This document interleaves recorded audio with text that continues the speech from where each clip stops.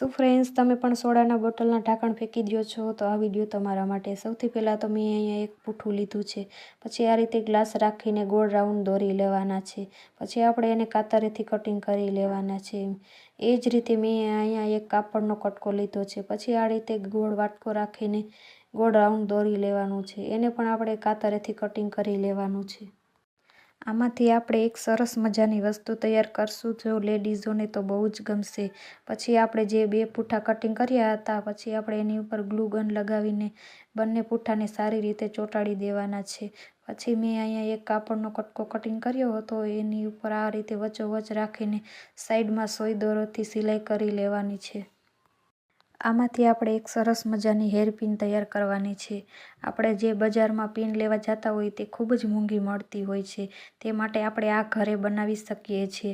પછી આ રીતનું એક ઢાંકણ લઈને કાપડ જે આપણે વધ્યું હતું એને આ રીતે વીંટીને આપણે દોરો વીંટી લેવાનો છે. પછી જે વધેલું કાપડ છે એને કાતરેથી કટિંગ કરી લેવાનું છે. તો ફ્રેન્ડ્સ, તમને આ મારો આઈડિયા કેવો લાગ્યો તે મને કોમેન્ટમાં જરૂર કહેજો, અને પસંદ જ આવ્યો હોય તો લાઇક, શેર અને સબસ્ક્રાઈબ કરી લેજો. પછી આપણે આ રીતે વધેલું કાપડ કટિંગ કરીને આ રીતે આપણે જે ઢાંકણ તૈયાર કર્યું હતું એની ઉપર આ રીતે આપણે સારી રીતે ગ્લુ ગન લગાવી લેવાનું છે. પછી જે આપણે ગોળ રાઉન્ડ તૈયાર કર્યું હતું એની ઉપર સારી રીતે ચોંટાડી દેવાનું છે. સરસ મજાનું એવું ચોંટાડી દેવાનું છે જેથી કરીને તે ઉખડે નહીં. પછી આપણે ઉપરથી પણ ગ્લુ ગન લગાવી લેશું એટલે તે સરસ મજાનું ચોંટી જશે. કોઈ વિચાર્યું પણ નહીં હોય કે આપણે એક ઢાંકણમાંથી આવી સુંદર મજાની વસ્તુ તૈયાર કરી શકીએ છીએ. તો ફ્રેન્ડ્સ, તમે આ આઈડિયા એકવાર ટ્રાય જરૂર કરજો.